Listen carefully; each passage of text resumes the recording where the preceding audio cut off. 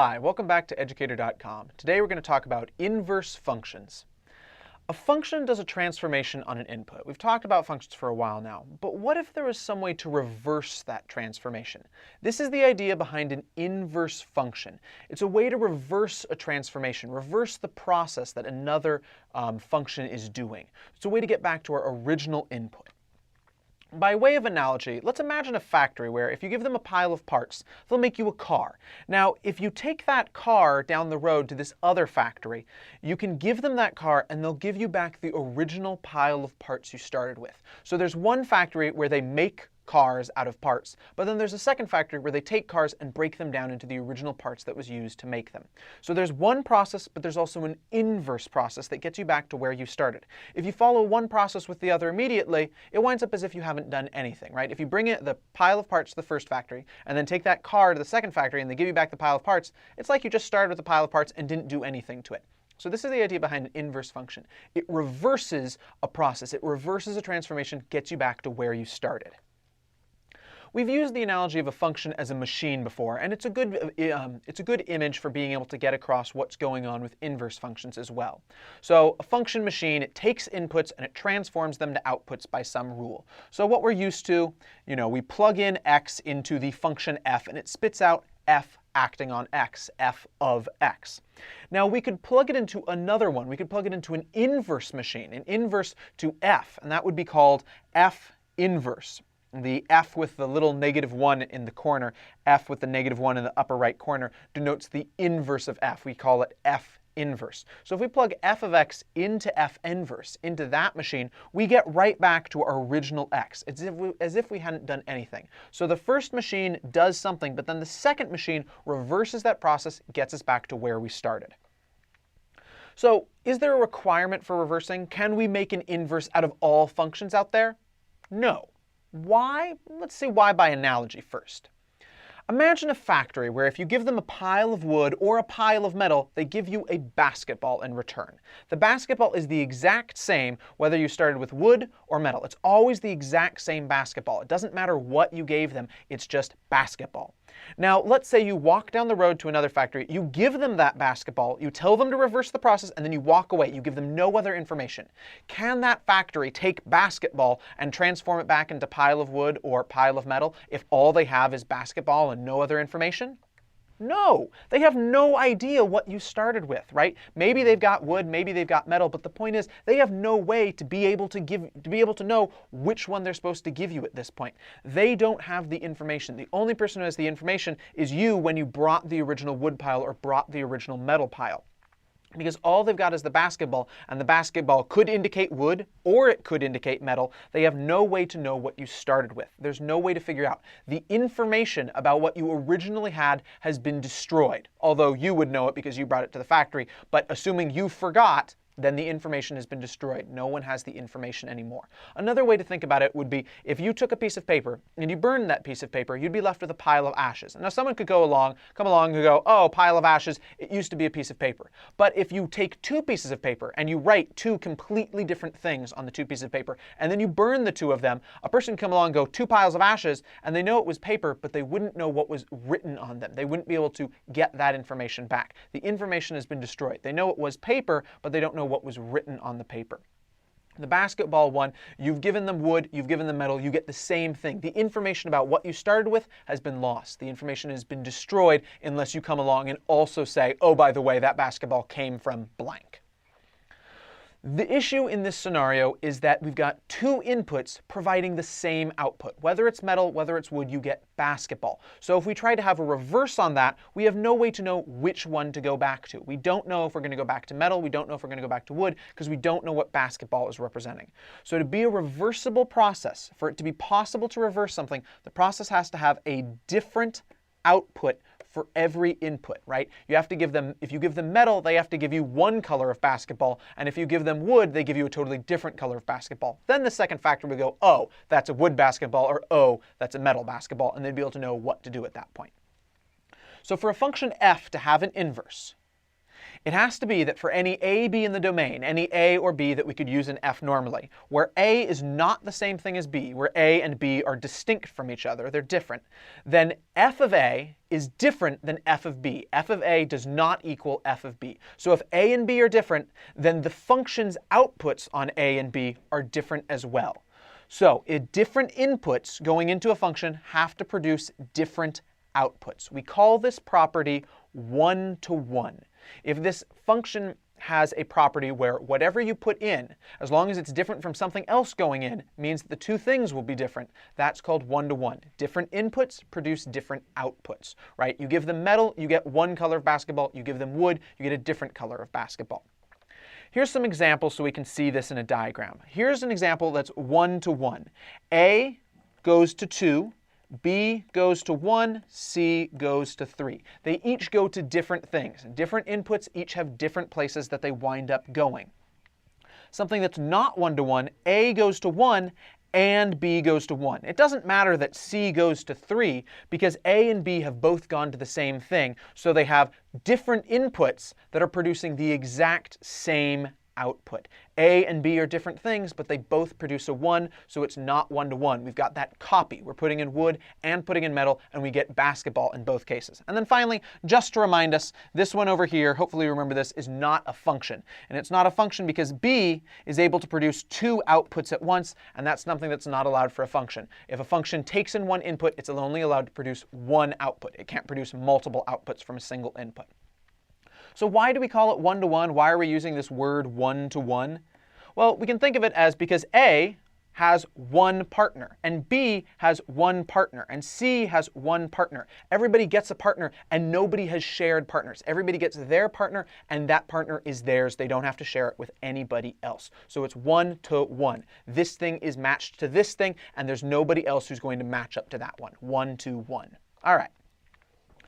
How can we test for this? One way to test for this, to test if a function is one-to-one, we know if we're going to be one-to-one, that every input must have a unique output, right? That was what it meant to be one-to-one. If we have different inputs, we've got different outputs. So if we draw a horizontal line on the graph, it can intersect the graph only once, or not at all. Remember, a graph, if we've got some picture on a graph, like if we've got this point, then what that means is this is the input, and this over here is the output, right?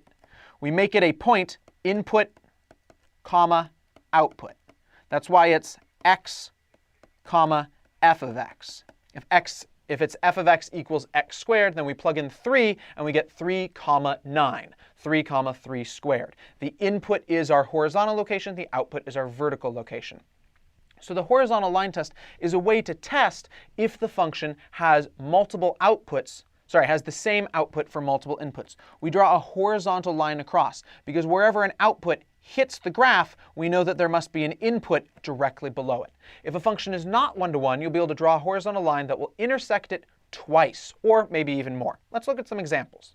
So first, here's one that is one-to-one, because whenever we draw any sort of horizontal line, it's only going to cut it once. The only place that might seem a little confusing is if we draw near here. It might be like, well, doesn't it look like those are some stacked? Well, remember, this is just, we can't draw perfectly what's being represented by the mathematics. We have to give our lines some thickness. In reality, the line is infinitely thin, so while it looks like they're kind of getting stacked, it's actually still moving through that zone. It's not constant. It's increasing just a little bit, but it isn't constant. Let's look at one that's not one-to-one. Over here, this horizontal line, or many horizontal lines that we could make, it cuts at 2 places. So we know here and here there are 2 inputs.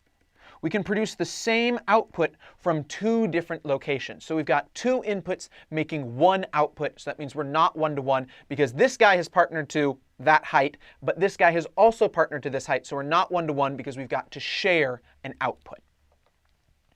Now that we've got all these ideas in mind, we're finally ready to define an inverse function. We can really talk about them and sink our teeth into it.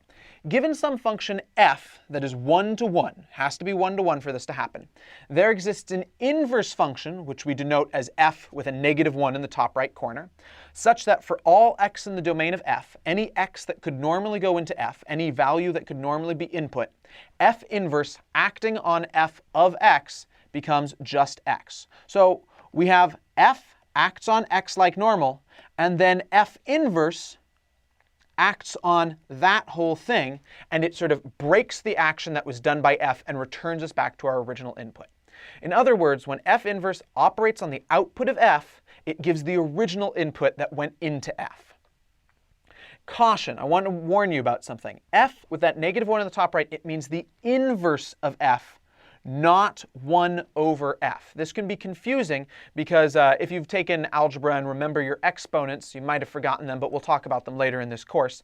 -1 can mean a reciprocal for numbers. So 7 to the -1 becomes 1/7. X to the -1 becomes 1 over x.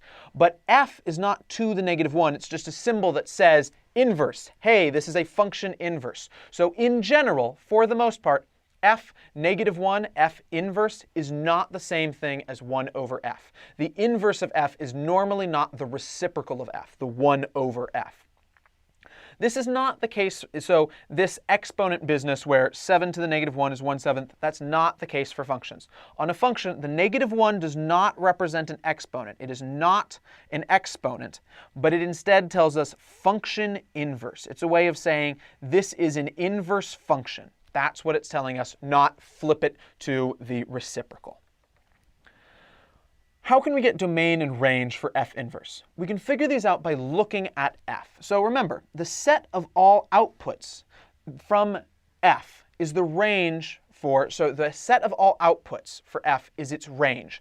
The things that X can get mapped to by F. What F is able to map X to is the range of F. So domain of F is everything that X can be, everything that we can plug into F. And then the range of F is everything that can come out of F. Now F inverse has to be able to take any output of F, right? It's not very good at reversing if there's some numbers that it's not allowed to reverse. So it has to be able to reverse anything from F. So if it's able to reverse anything from F, then that means the range of F has to be everything that we can put into F inverse. So the domain of F inverse, the things we can put into F inverse, is the range of F. The domain of F inverse is the range of F. Likewise, because F inverse then breaks that f of x and turns it back into original inputs, so we must be able to turn it back into all of the original inputs because all of the original outputs have to be over here. So anything that we can make it to, we have to be able to make it back from. So since we're able to get back everywhere, that means that we can output all the possible inputs for F. So since we can output all the possible inputs, because we can reverse any of the processes, then it must mean that we are able to get the range of F inverse from the domain of F. So the domain of F tells us the range of F inverse, what we're allowed to output with F inverse, and the domain of F inverse tells us the range of F. So domain of F inverse is the things that F is able to output, and the range of F inverse, the things that F inverse is able to output, is what we can put into F, the domain of F. This idea is going to let us prove something down the road. Now we can get to that proof. Inverse of an inverse. What is the inverse of an inverse? In symbols, what is F inverse inverse, right? What do we do if we're going to take the inverse of something that's already doing inverses? Now, it might seem a little surprising, but it turns out that the inverse of F inverse is just F. So the inverse of F inverse is F. Now, it seems a little surprising maybe, but it makes a sort of intuitive sense, right? If you do the opposite of an opposite, you get to the original thing. If you do an action, but then you're going to do the opposite of that action, but then you do the opposite of that action, then you must be back at your original action. So we might be able to believe this on an intuitive level. It makes sense intuitively that two opposites gets us back to where we started. But let's see a proof of this fact formally. Let's see it in formal mathematics. So how do we get this started? Well, by definition, F inverse is the function where, for any x, F inverse acting on f of x is going to just give us our original x, right? If f acts on an input and then F inverse comes and acts on that, we get back to our original input. Now, consider F inverse inverse. By this definition of the way inverses work, it must be that F inverse inverse, when it acts on the thing that it's an inverse of, right? F inverse inverse is an inverse of F inverse. I know, it's complicated to say, but this guy right here is going to be the opposite action of F inverse. So if we take any y, don't get too worried about x and y. Remember, they're just placeholders for inputs. So similarly, for any y, F inverse inverse acting on F inverse of y is going to just get us right back to our original y. It's the same structure as what's going on here with F inverse f of x equals x, is we're just reversing a process. So it doesn't matter that one of the processes is already a reverse process, because we're reversing this other reverse process, so we get back to our original thing. Now, we know that y is in the domain of F inverse because we're allowed to put it into F inverse, right? It's allowed to go into F inverse. Now, we know from our thing that we were just talking about that the domain of F inverse is the range of F. So there has to be, if F inverse is the range of F, right? Domain of F is the range, the domain of F inverse is the range of F. Now, if you're in the range, then that means that there's some guy out there that can produce this. So that means that if you're in the range of F, there must be some x in the domain of F, right? There has to be some way to get to that place in the range so that f of x is equal to y. So there's some x out there in the domain of our original f that f of x is equal to y. So now we've got what we need. We can use this f of x equals y, and we can just plug it in right here and here. We'll plug it in for the two y's up here, and we'll see what happens. Thus, F inverse inverse acting on F inverse of f of x, because remember, we know that there has to be some way to get an x such that f of x equals y because of this business about domain and range. So we plug that in here, and we plug that in here, and we've got F inverse inverse on F inverse of f of x must be equal to over here on the right as well, right? We're just doing substitution.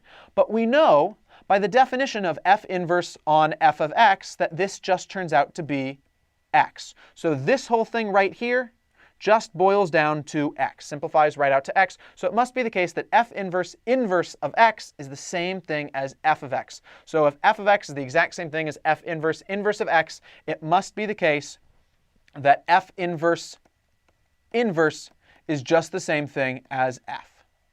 And boom, our proof is finished. Great.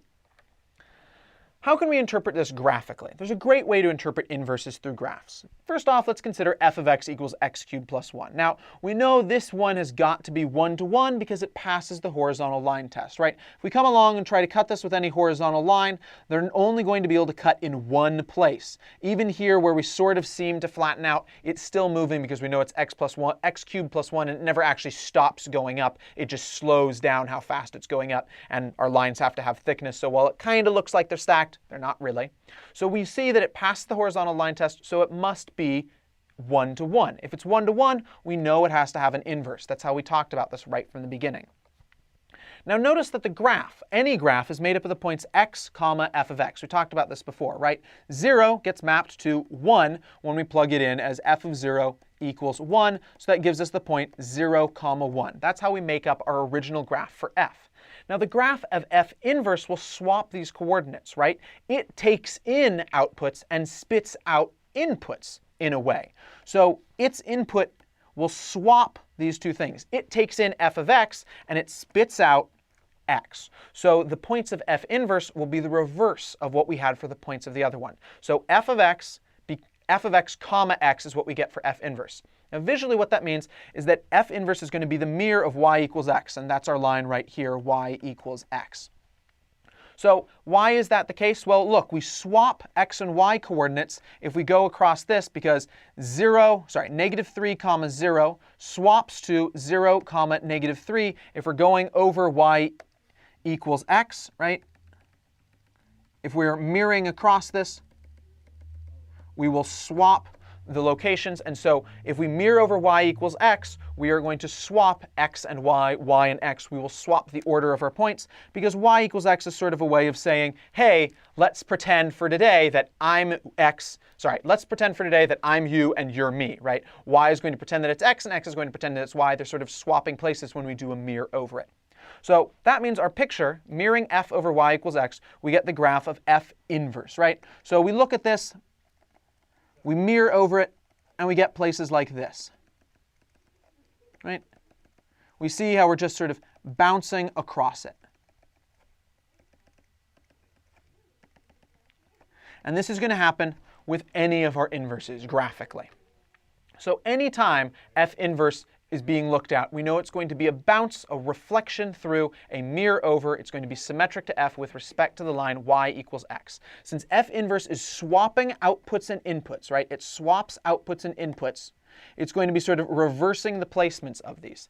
So the graph of f inverse will always be symmetric to f with respect to the line y equals x. We'll bounce across, because when you bounce across y equals x, you swap your coordinates. Now, there's many ways to say this. I'm saying bounce across. That's not really formal, but we can formally say it is symmetric to f with respect to the line y equals x. You could also say it reflects through y equals x, or it reflects over y equals x. You could also say it mirrors over, or it mirrors through y equals x. There's many ways to say it, but the same things. All the idea is that we're going to bounce across, and that point will now show up at that same distance here. So let's see what it looks like. We bring them in, and indeed, they pop into those places. They pop into being a nice symmetric to the line y equals x, and that makes sense. We've replaced inputs with outputs, outputs with inputs. They've swapped locations, right? We look at this one here, and the point 3, 0 on the inverse is connected to 0, 3 on the original function. Same sort of thing on both of them. All right, so we've talked a lot about what's going on. We've got a really great understanding of the mechanics behind an inverse, but how do we actually find an inverse? So now that we understand them, we're ready to actually go and find them. How do we turn an algebraic function like f of x equals x cubed plus 1 into a formula? So before we do this, a formula for f inverse, before we do this, consider that f inverse is taking the output of fx and it's transforming that into x. So to find a formula for f inverse, we want a formula that gives x if we know f of x. So normally, f of x equals x cubed plus 1, for example. Normally, we have x. We know x, and from that, we get our f of x, right? You plug in an x into a function, and it spits out f of x. So f inverse is sort of the reverse of that. We know f of x, and we want to get x out of it. So to be able to do this, we're solving f of x equals x cubed plus 1 in reverse, right? F of x equals x cubed plus 1. Well, we move that over, f of x minus 1 equals x cubed. So now we've got cube root of f of x minus 1 equals x. So if we know what f of x is, we can figure out, hey, that's what the original x that is, did it. We're solving it in reverse. We've reversed the function, right? As opposed to solving f of x in terms of x, we're solving x in terms of f of x. Now, this is a little bit of a confusing idea. So instead, I'm going to show you a method to do this. So the idea of reversing is really what's behind finding inverses. It can be a little hard to understand what to do on a step-by-step basis. We're normally used to solving for f of x in terms of x, right? Having f of x just on its lonesome on one side and having a bunch of stuff involving x on the other side. So at this point, it might be a little bit confusing for you to try to do it the other way. And it would work, but let's learn a method that makes some of that confusion go away, do stuff we're more used to doing. So here's one step-by-step guide for finding inverse functions. Very first thing we have to do, we have to check that the function is 1-to-1. It has to be 1-to-1 for us to be able to find an inverse at all. Now, f of x equals x cubed plus 1, we just saw its graph. Remember, it looked something like this. So we already know passes the horizontal line test, does a great job, it's a great function. So it is 1-to-1. Great. We've already passed that part for this. Next, we swap f of x for y. This is going to be a little bit easier for us in solving. We're used to solving for y's. We're not really used to solving for f of x's, so this will make it a little bit less confusing. So we switch out f of x for y. Great. Next step, we interchange the x and the y. So in this one, we've got x in its normal place, y in its normal place. What we do on step 3 is we swap their places.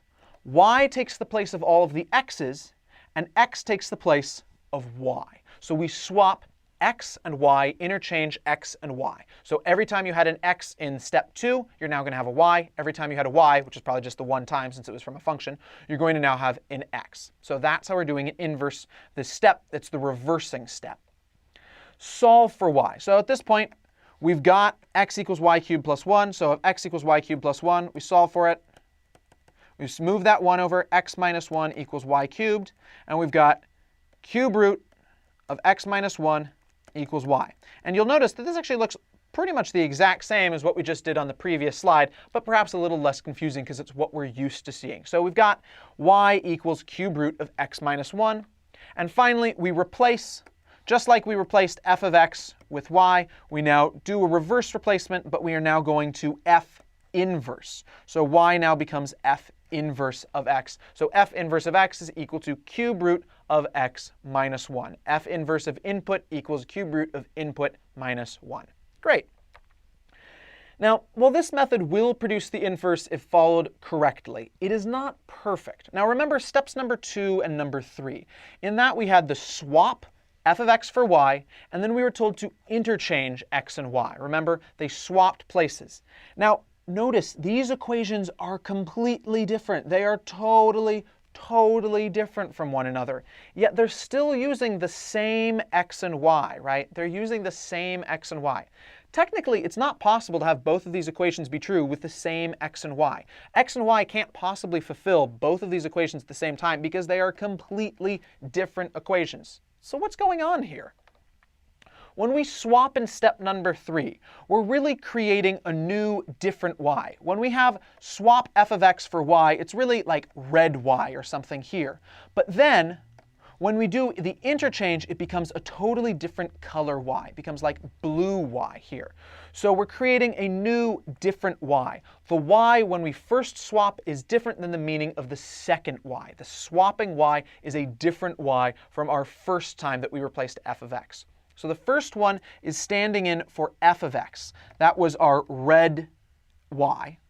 And then the second one stands in for f inverse of x. That's really taking the place there. This implicit difference between y's can be confusing, so be careful. I'd recommend make a note on your paper. Make a note when you're working that says where you swap. So use a note to see that swap of x and y so that you can see the switch over to this inverse world where you're now in inverse world and you can solve for an answer. This is a bit confusing. So why are we learning this method if it has this hidden, confusing, implicit difference when we sort of really think about what's going on? In short, the reason we're doing this is because everybody else does. It's not because it's perfect. It's because everyone else out there pretty much learns this method for solving inverses, for finding inverses. Most textbooks and almost all the teachers out there teach this method, so it's important to learn not because it's absolutely perfectly correct, but because it's standard, so that you can talk to other people and talk about inverses, and they will understand what you're talking about because they're doing the same method that you're doing. If you do something different, they might get confused. If they're really clever or they really understand what's going on, they'll be like, oh yeah, that makes perfect sense, but we want to go with sort of the standard method so that other people will understand what we're doing. And, if we're taking a course at the same time as we're watching this course, the teacher will go, oh, that's correct, as opposed to being confused by what you're doing and marking your grade down. But the important idea here, the really important idea inside of this thing that's confusing is the reversal. That's what the moment that's all about, is that moment between number 2 and number 3, the number 3 step where we reverse and we create this new y. We reverse the places.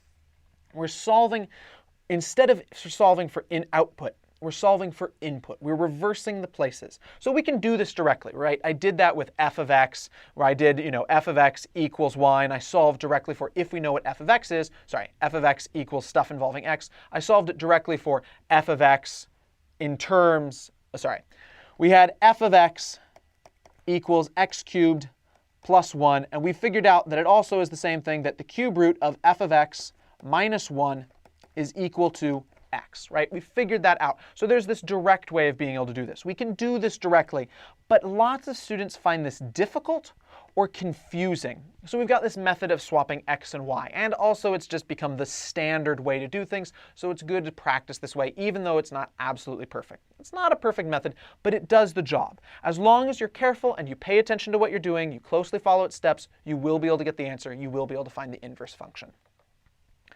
Taking inverses can be difficult, right? It seemed a little bit confusing from what I've been saying so far, and it's an easy one to make a mistake on. This means it's really important to check your work.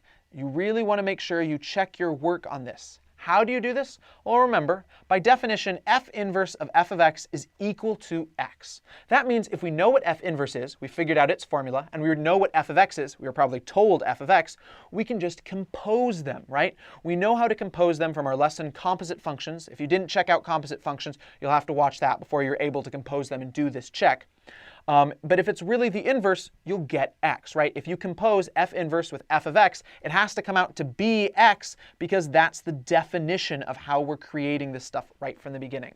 Furthermore, we also know f inverse was just f. So it also must be the case that f acting on f inverse of x will give us x as well. So you can compose them in either order when you're doing a check, and you'll wind up being able to get it correct. Let's see a quick example. For example, if f of x equals x cubed plus 1 and f inverse equals cube root of x minus 1, the one we've been working with, how do we check this? Well, let's start off with f inverse of f of x. So we compose this, we plug in f of x is x cubed plus 1, so f inverse acting on x cubed plus 1. Now remember, we're going to plug that into f inverse of x, but it's f inverse of input. Whatever's in the box just goes to the box over here. So it's going to be f inverse will become cube root. Where's the box go? X cubed plus 1. That's our box, minus 1. So cube root of x cubed plus 1 minus 1. Plus 1 minus 1 cancels. Cube root of x cubed equals x. Great. Checks out. What about if we did it the other way? We did it as f of f inverse of x. Hopefully this will work out as well, and it will. So what is f inverse of x? F inverse of x is cube root of x minus 1. So f of cube root of x minus 1. So what is going to happen over here? We know you plug in the box, you plug in the box, right?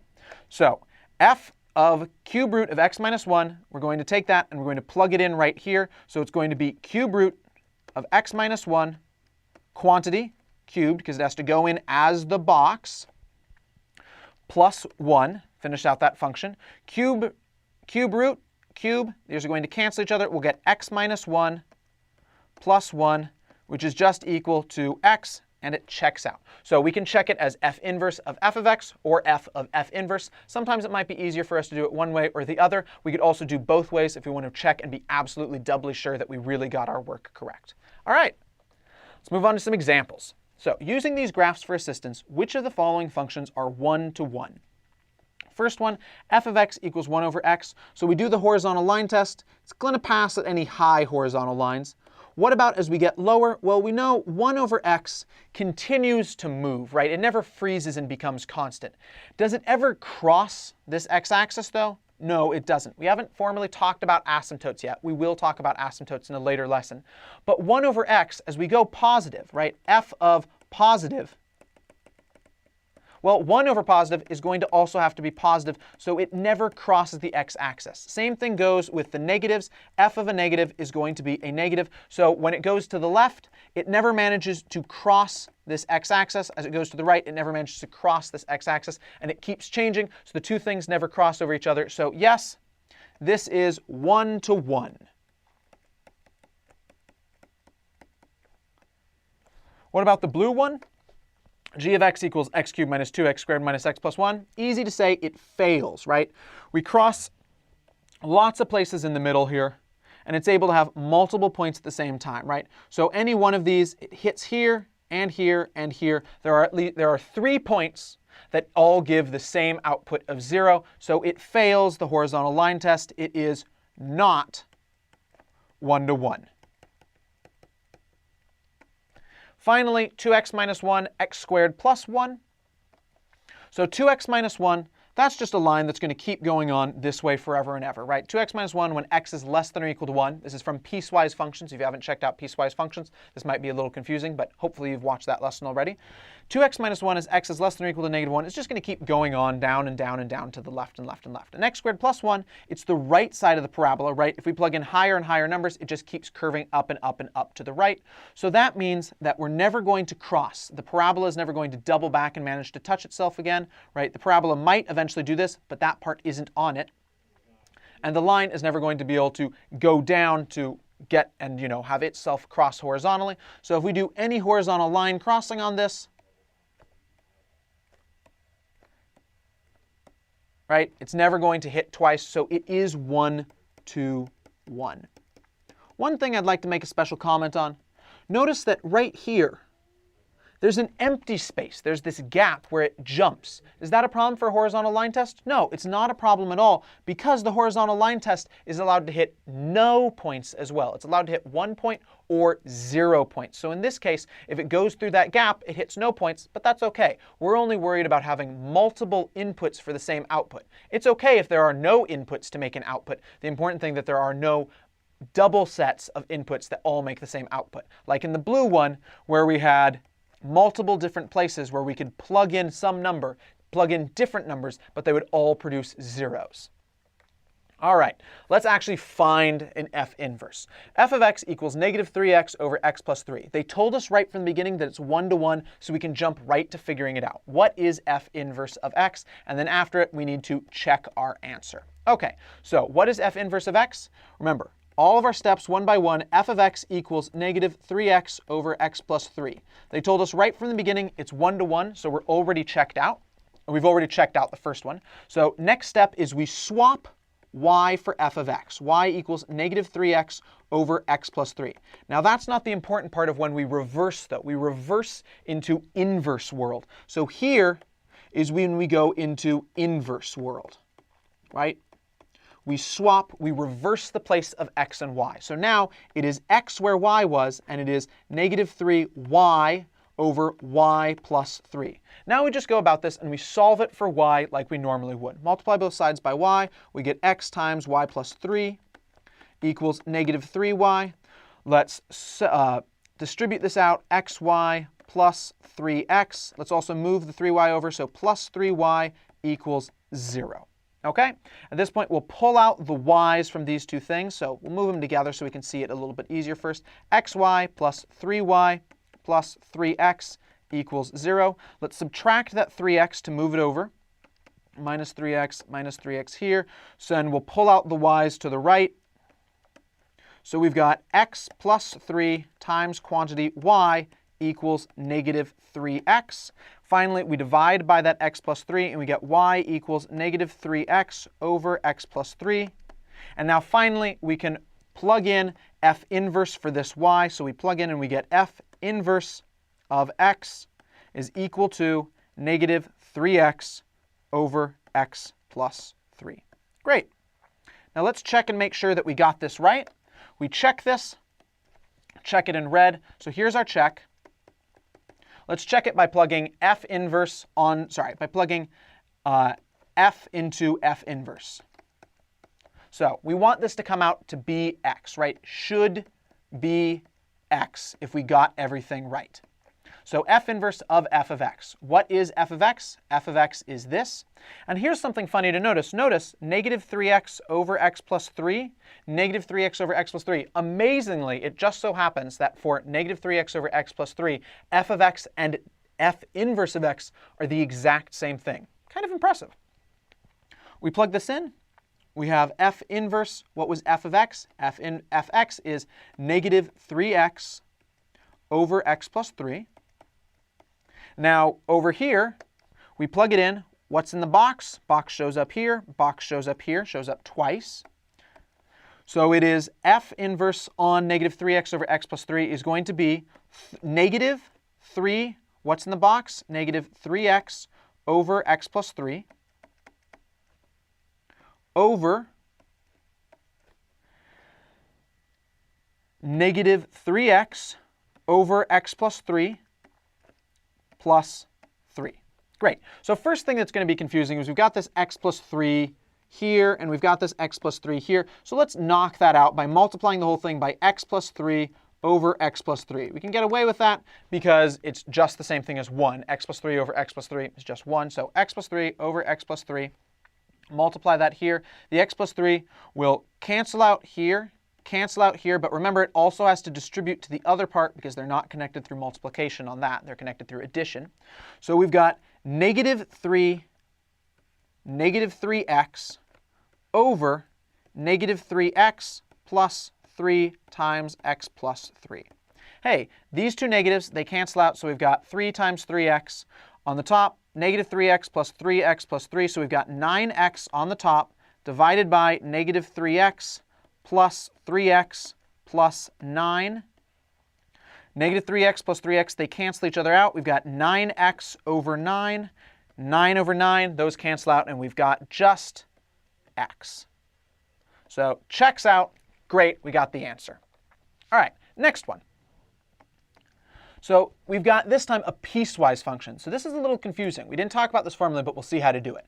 F of x equals negative x plus 1 when x is less than 0, and negative square root of x when x is greater than or equal to 0. So this is confusing, right? We don't know what to do about the different pieces of the piecewise function. We don't know what to do about these two different categories. We've got x less than 0, x greater than or equal to 0.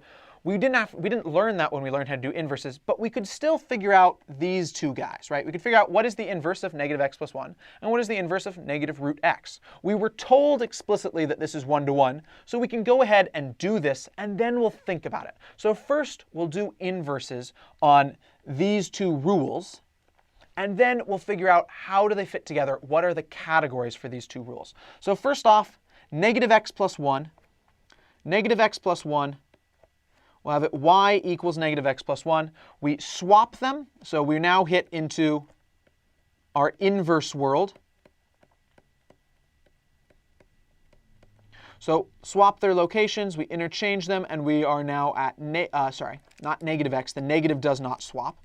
We are at x equals negative y plus 1. We move the y over, move the x over, we get negative x plus 1. So y equals negative x plus 1, which is going to give us F inverse for at least the first rule here. Now what about the other one? Let's do it as well. So y equals negative root x.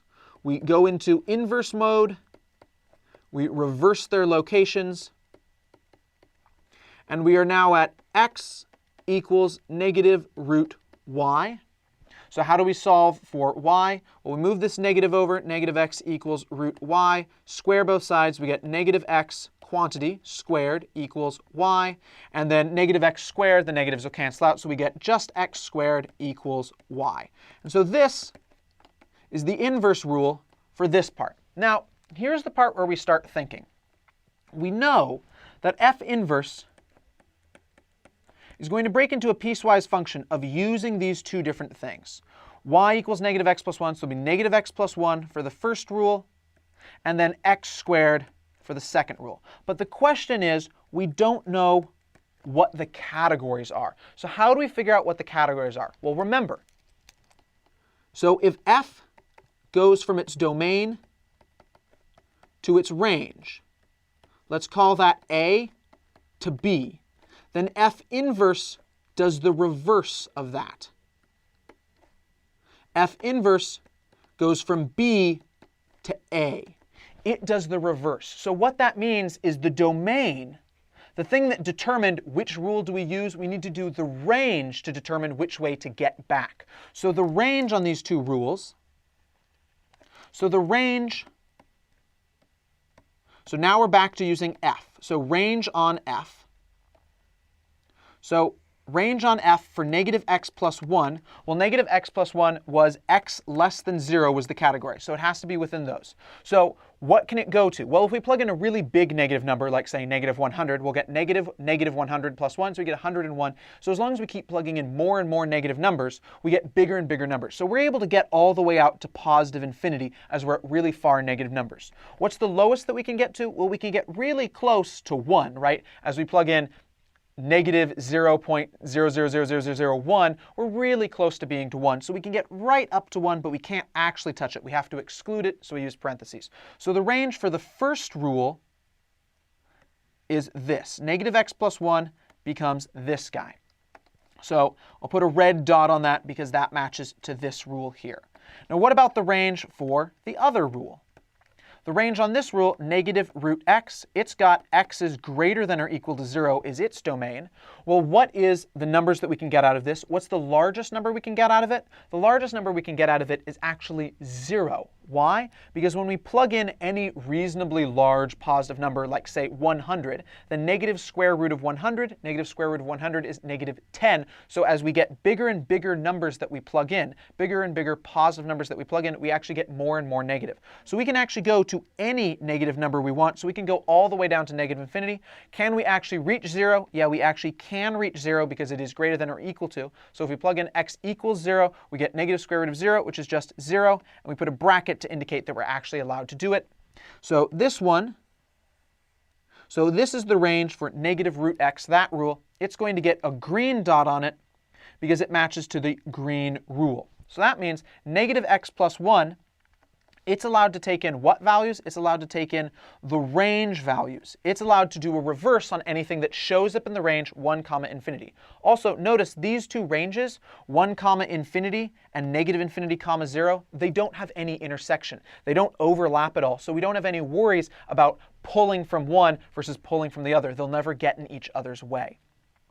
So for this one, negative x plus 1, if it's allowed to go from 1 to infinity, then that means we can plug in anything into f inverse where x is greater than 1. X greater than 1, which is to say input. It's not the same x that was up here. It's now just saying placeholder, anything that we're plugging in. What about x squared? Well, that was the green dot. That was allowed to go from negative infinity up to 0, so it's allowed to have x less than or equal to 0. It's allowed to go all the way out to negative infinity, but it can only just get to touching 0. It's allowed to actually have 0, though.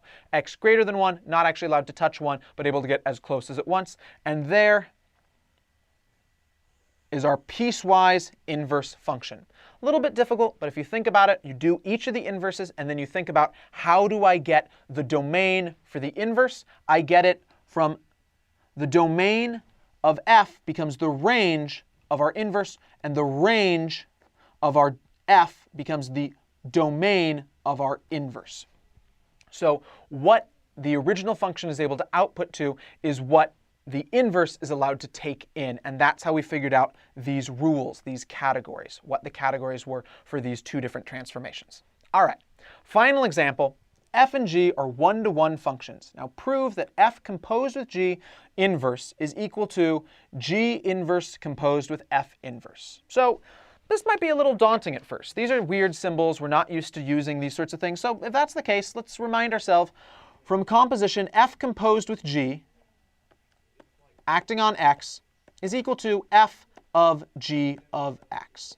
Now, I said before, it makes things always easier to see it in that format. So what we want to show is we want to show that g inverse composed with f inverse would be g inverse composed with f inverse, g inverse on f inverse on x. So we want to show that this guy here is an inverse to that guy over there. That's what we're trying to prove, that f composed with g inverse, we know by the definition of how this symbol works, by how inverse f composed with g inverse acting on f composed with g is going on x is going to just leave us with as if we'd done nothing, because we're putting an inverse on something. So we want to show that this means the exact same thing as this right here. So let's just try it out. So we'll set it up like this. F composed with g inverse acting on f composed with g acting on x. Okay, so what does that become? Well, we know that f composed with g acting on x is the same thing as f of g of x. All right, what is f composed with g inverse? Well, we know from over here what we did here that we can break that into g inverse acting on f inverse acting on whatever's going into it. What's going into it here? What's going into it here is this whole thing, right? So it's going to be g inverse acting on f inverse acting on f acting on g acting on x. And then we close up all of those parentheses. So that's a little bit confusing. But hey, we're seeing inverses right next to function, right? F inverse acting on f acting on whatever the heck is in there just cancels out and gets us right back to what we originally had in there. So f inverse acting on f, that cancels out, and we get g inverse acting on whatever was in there, which was g of x. So g inverse acting on g of x, exact same thing. We get down to x. So hey, we've proved it. G inverse composed with F inverse is how we create F composed with G inverse. Great, we've proved it. All right, hope you've got a much better idea of how inverses work at this point. They can be a little bit confusing, but you've got that method to be able to guide you through it. Just follow it really carefully, step by step. The danger is if you break from those steps and do something else, that's where you can make mistakes. If you really understand what's going on, you don't even have to use that method, but it really is the standard method, so it's a good idea to stick with it just because it's what a lot of other people are used to using, and you can find it in a lot of textbooks. All right, we'll see you at educator.com later. Bye.